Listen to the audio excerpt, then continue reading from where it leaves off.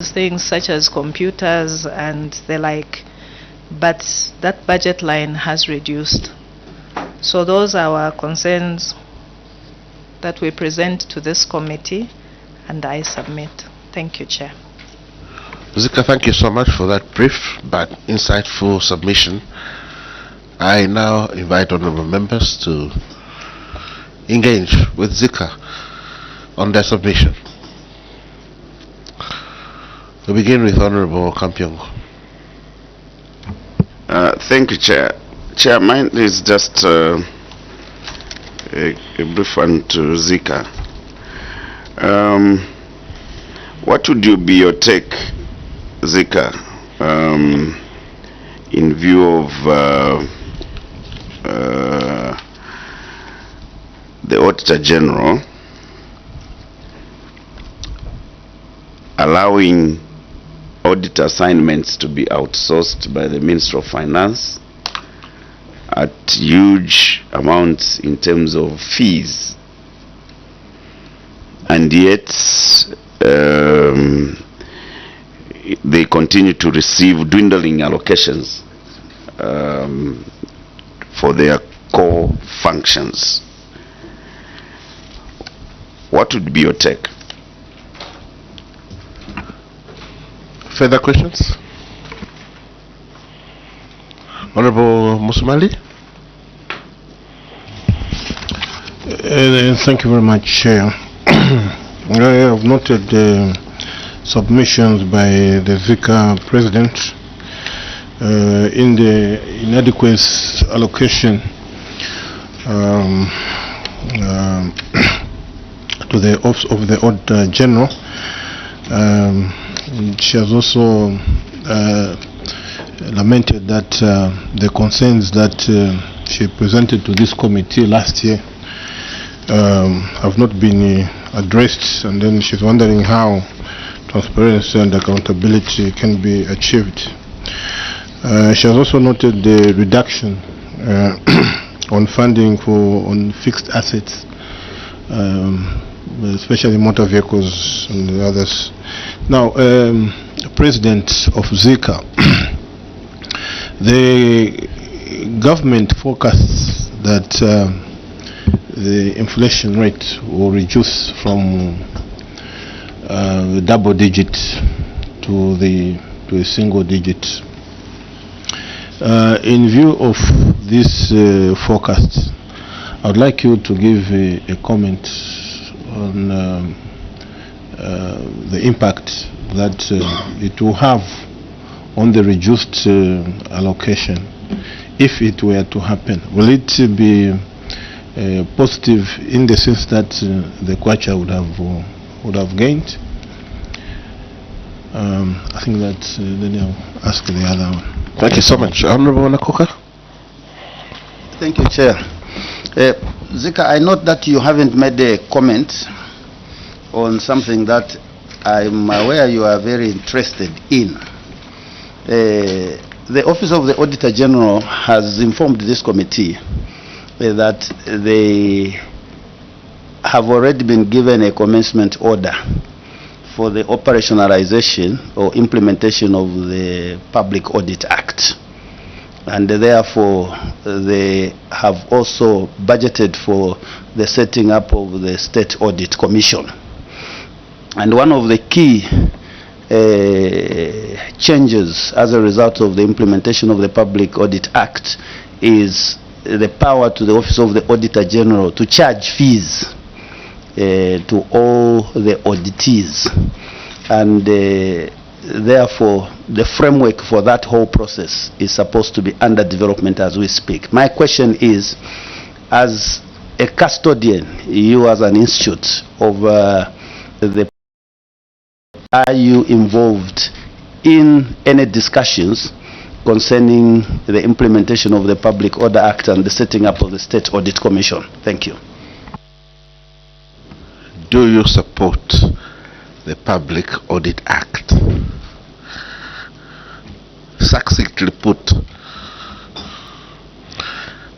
President. Thank you, Chair. In fact, it elated us when the State Audit Commission was finally enacted, because as you would appreciate, this has been going on for a number of years. What we really appreciate about this is it provides checks and balances for the Auditor General as well. So for us, that was a welcome move, and it is in our submissions that we made historically as well. So yes, we are happy. And the aspect of them charging fees?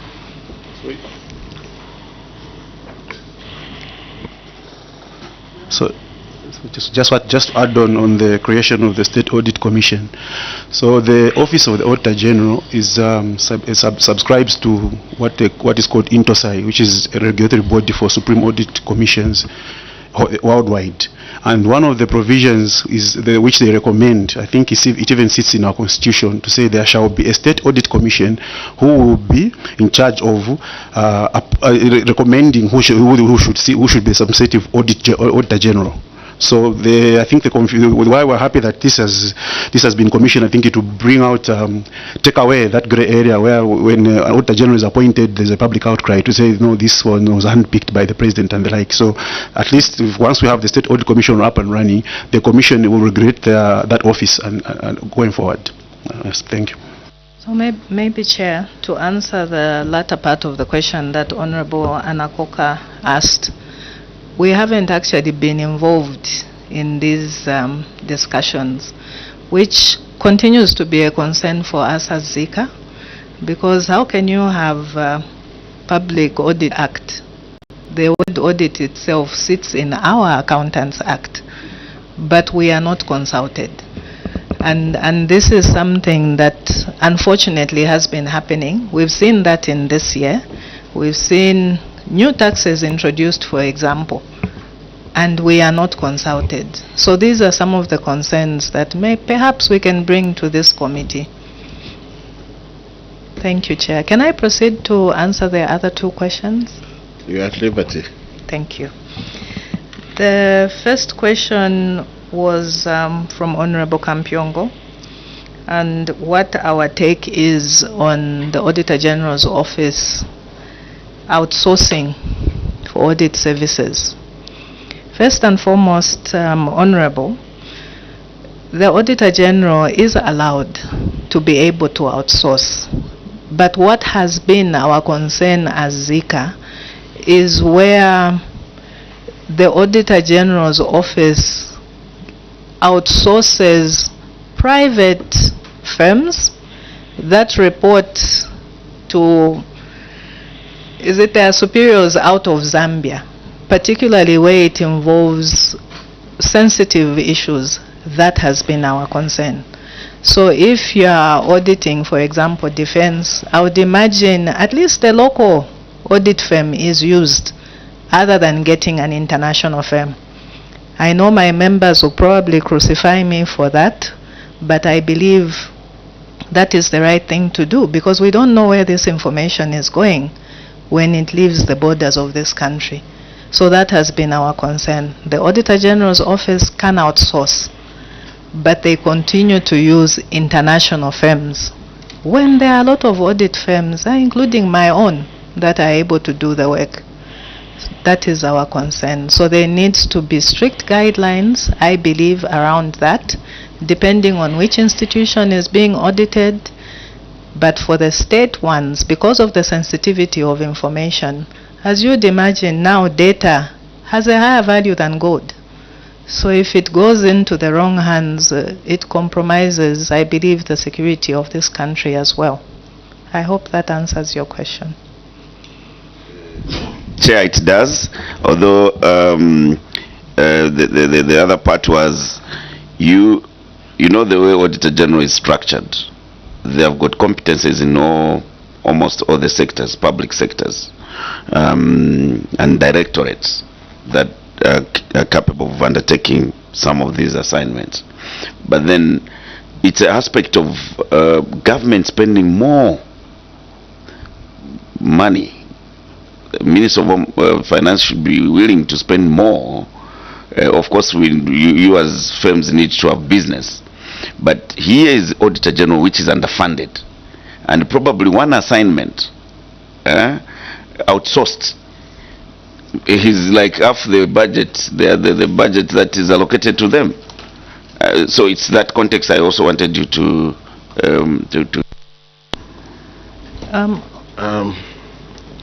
Sorry, Chair. So you had not completed the initial set of questions. You could proceed to complete that initial set of questions. Yeah, and no one will crucify you. Your members will not crucify you. You've got the immunity. Yeah, but you are also at liberty to say what you think is within your jurisdiction to comment on and what is not. Thank you, Chair, for that guidance. So to answer your question, Honorable Kampiongo, I totally agree. It doesn't make sense for the Office of the Auditor General to be outsourcing at a huge cost. And these are some of the things that we hope the State Audit Commission will cure, because it will provide checks and balances for that office. Because it doesn't make sense. But again, I will emphasize the point. It's because the fees sometimes are pegged in Forex with the international firms. But that is not an excuse. That cannot be allowed to proceed. That is what I feel from Zika's perspective. Just proceed. Yes, the question from Honorable Musomadi. Yes. Yes, a lot has been said with regards to the inflation rate. And when we look at the 8th National Development Plan, we were expecting it to have reduced to single digit between 6 and 8%. That hasn't happened. I think yesterday it was around 12.1 or 12.2%. Now, while it may be ambitious to say this will be achieved next year or early next year, I don't know. But when we look at the factors that affect the inflation rate, we still have a lot of things that we're grappling with. We had COVID. When we're just recovering, we had a drought. We still have an energy crisis, and this has significantly affected how we do business, both at a household level and even from a business level. So I'm interested to see how that will be achieved. Yes, Minister in his speech did announce that we are on our way to hitting the mark for copper production. What we haven't been told is, what about gold? What about our other resources? How are these impacting our inflation, and how do they come into the pool of resources? Unfortunately, Minister didn't give us that clarity. Now, if the inflation rate drops, we'll have to see what the ripple effects are. Because as you know, with running the Auditor General's office, you need staff, which is the biggest resource. I'm not sure you can say the inflation has dropped, so salaries will be reduced. I doubt that would happen. So when we look at impact, there may be minimal at that level for that office, because these are services being provided. But perhaps we can see those effects filter through in maybe the goods that are sold in the shops. So for now, that is what my belief is. I'll ask my colleague, Director, do you have any other comment? Thank you.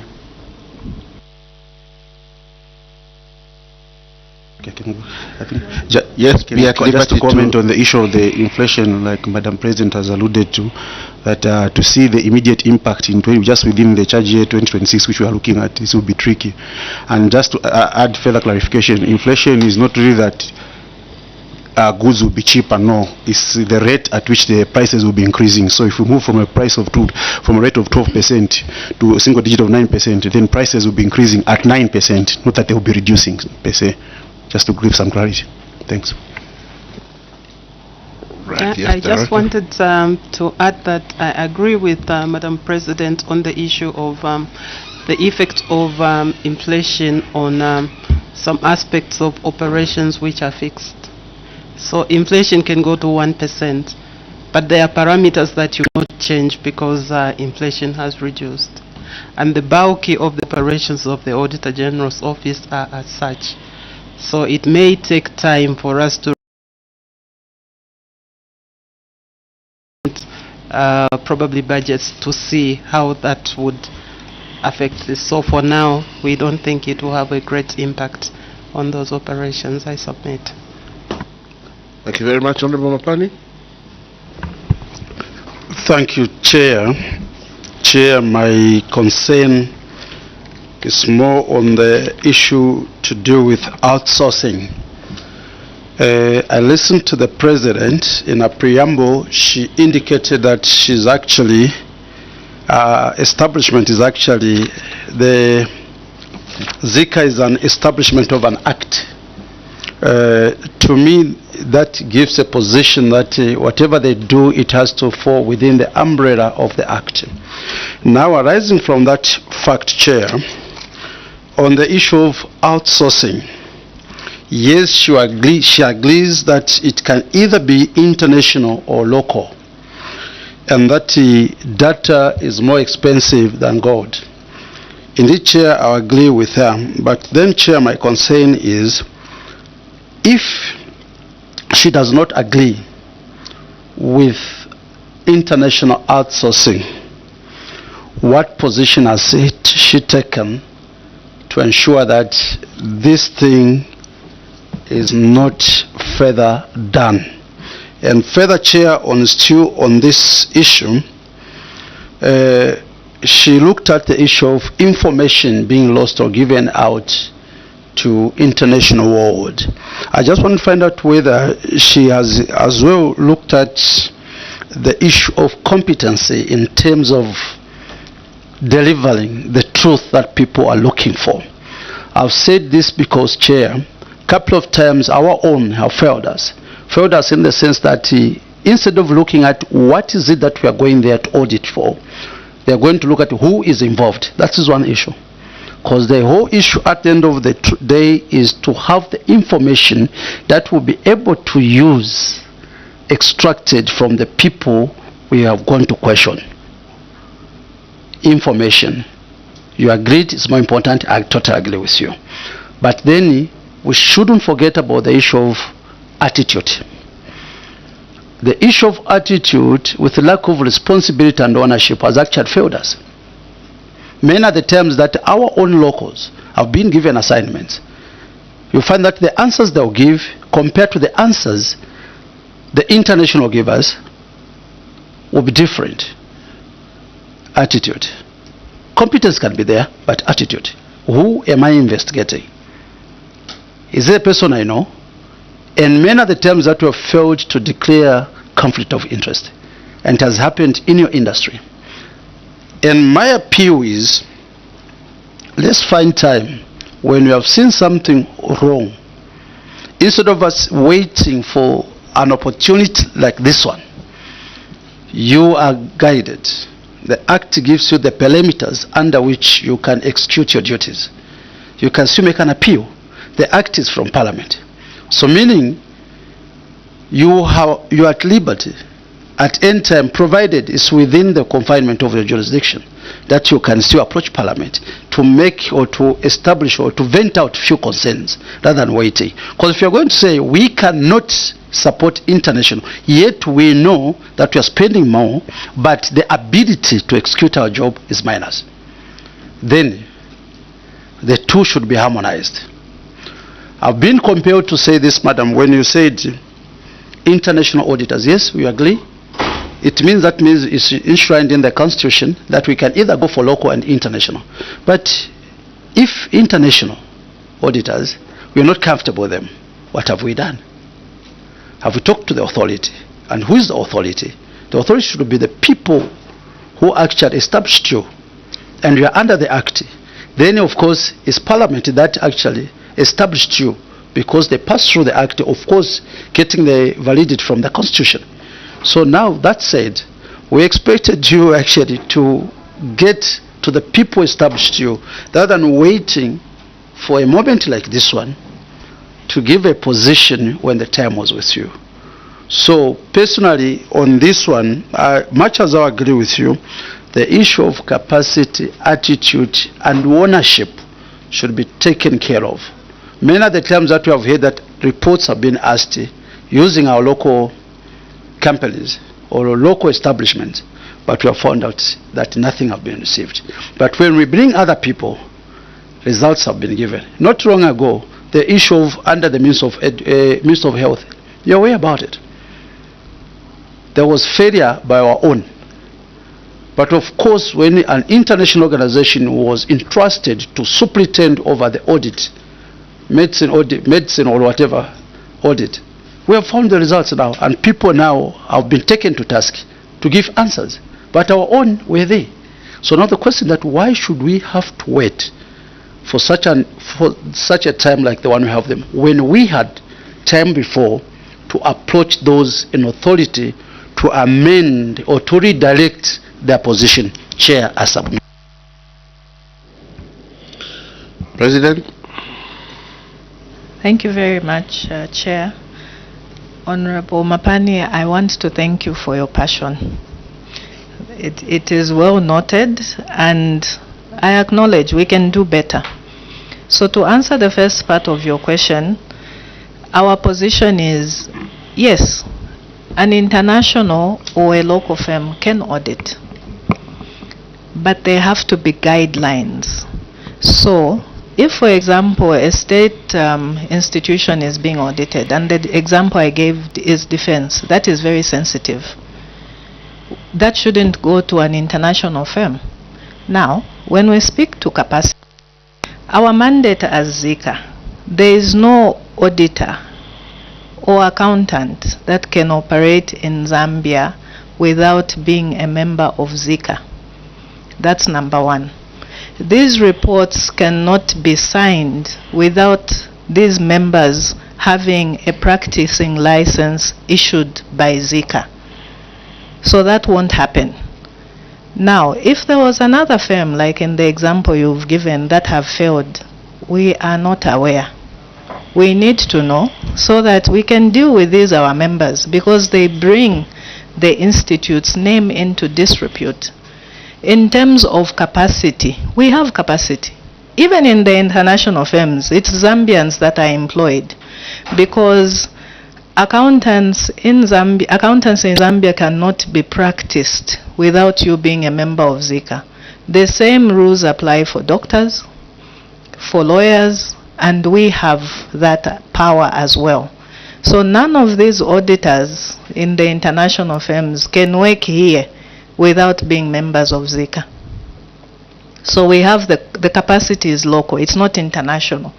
Our concern is, usually they have reviewers who are out of Zambia, and they can share these reports with their counterparts that are not in Zambia. So that's where the concern lies. But in terms of competency, we are very competent. All these auditors are registered with Zika, and it's mandatory, it's in our act. You can't practice in Zambia as an accountant or as an auditor. The challenge we've had, and maybe I can use this for, is sometimes government employs accountants, but because government is government, sometimes they don't register everyone with Zika. And those are the challenges that we see sometimes, where they say, no, an accountant has gone away with CDF money. When we check, they are not a member, and they are not even qualified. But for any person who's charged with this responsibility of and qualified as an accountant, they have to be a member of Zika in Zambia. We have that mandate. Thank you, Chair. So, yes. I agree with you, Madam President. I like the passion from Honorable Mapani, but I think I'll take a different view. We appeared here last year, and I think we gave a background of some of the works Zika does. We have what is called the Public Sector Committee, and we have representatives from the Auditor General, Minister of Finance, and Controller Internal Audit and the like. So our role in that, using that committee, is we do follow up on government programs through the Treasury minutes. Now I can confirm that I joined council, this is like my 3rd year. We are only given the Treasury minutes this year, and those pertain to 2018, unless I'm mistaken. So my question to you, Chair of this committee, would be, what is the committee doing about this backlog? Because there's no way in 2026 we can be discussing reports for 2018. I think that would be my comment. Thanks. You see, when Honorable Kampyongo asked that question, my position was, President, be at liberty to say it's outside the sphere of this conversation today, because I knew that this will spiral out of the sphere of this budget sector analysis. I guess I was too salto, but it's evident that there are issues that require putting in a basket and probably finding a different forum for us to navigate thoroughly. Yeah, and but there are fundamental issues that need to be looked at. However, your submission on the budget is succinct, it's to the point, and you basically bemoan the shrinking of the budget for the Auditor General's office, and notwithstanding that we are now dealing with probably the highest, unprecedented high figure in terms of the budget sum. So you expected that the oversight function of the Auditor General would be enhanced through improved resourcing, and what we're seeing is to the contrary. We take that point, and secondly, we also note that you're in support of the reforms in the Auditor General's office. You just seek broader consultation so that all the stakeholders could have input into it. So you support the setup of the state, the Audit Commission. Yeah, now there are 2 acts there. There's also the Public Audit Act. Yeah, and so there are issues that you probably would like to input in there. But the deliverable for today, we've gotten it. You bemoan the shrinking of the budgetary allocation to also the Auditor General, and the appeal for enhancement. Why the question of the Public Audit Act came through is that one of the ingredients in that act is the Auditor General being empowered to levy fees to charge their auditees.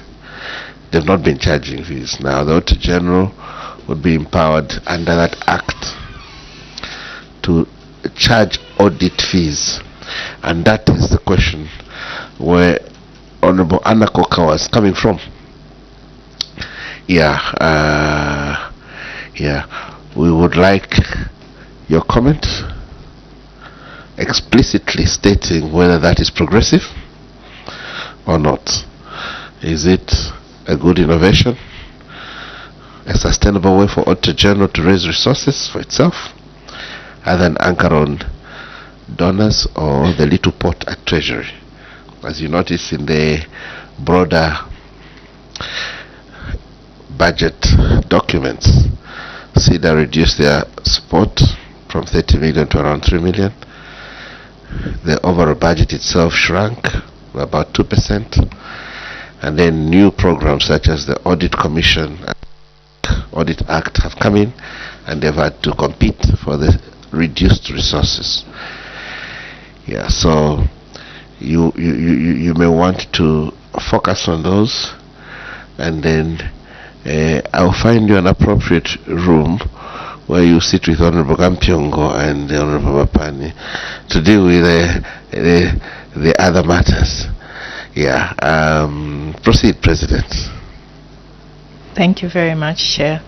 So as I had alluded to earlier, we have not been invited to these consultations or to sit at the table. And I'll give a two-pronged answer. The first one being that any way that would support the Auditor General into raising the much-needed resources should be supported. But the question that begs an answer is, number one, will it affect their independence? Because there is a way that resources sometimes can affect that. And the second question is, if I give an example of the local authority where the budget has reduced for them, yet we see CDF has significantly increased yet again this year. If the local authority doesn't have money for the audit, does that mean then that the Auditor General will not conduct the audit? So what then does that do for accountability and for the much needed checks and balances that we need from that office? Those are the concerns we would raise, and if we are invited to sit at that table, that is, in fact, maybe we would gently ask them to invite us. But those are the clarifications that we would want to have. So will it mean that they will only audit those that are paying for the audit fees? What happens to the other institutions and organs of government? Thank you, Chair. Right. So as they're doing the regulations, as they're trying to implement this, we urge you to engage with them. It would enrich the execution, of the Public Audit Act, since we have adduced one critical fact that we're on the same page. So what would probably be important is to deal with the detail. Your final submission. Chair and honorable members of this committee, we just want to thank you for giving us this opportunity, as always, to make our submissions, and we remain committed. At the end of the day, we are looking at the prudent use of our national resources. So thank you very much for the time. Well, we want to thank Zika once again for coming through. Our profuse gratitude for your submission. It certainly adds value to the sector budget analysis. And secondly, we also want to appreciate your consistent appearances before this committee and many other committees to contribute to that technical insight into the nitty-gritty of the budget. The Auditor General is a supreme audit institution that is mandated to audit government institutions, any donor-funded institutions, and any institution that receive funds from the taxpayer pool. And it is important that we work together to ensure that they are able to discharge their mandate effectively. We consider Zika as one of the critical stakeholders in supporting the operations of the Auditor General's office, and that's why we will always ask you to make appearances before the committee to enrich our understanding of the budget and also tap into your knowledge on how we can make it work better. You may wish to ignore some of the politics that arise in the process, but focus on the key issues that you've executed very well. And I'll conclude by thanking you once again profusely for making this appearance, but to ensure that you operate freely and with accountability for anything that you say out there. I'll withdraw the immunity now. And wish you a good afternoon. Thank you, Chair, and thank you, honorable members. Thanks.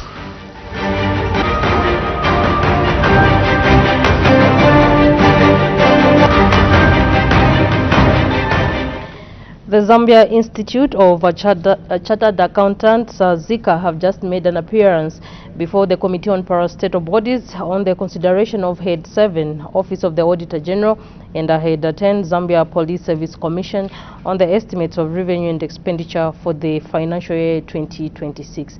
So just now we take you to another live committee which is sitting at Mulungushi International Conference Center. This is the Public Accounts Committee. Keep watching Parliament Television.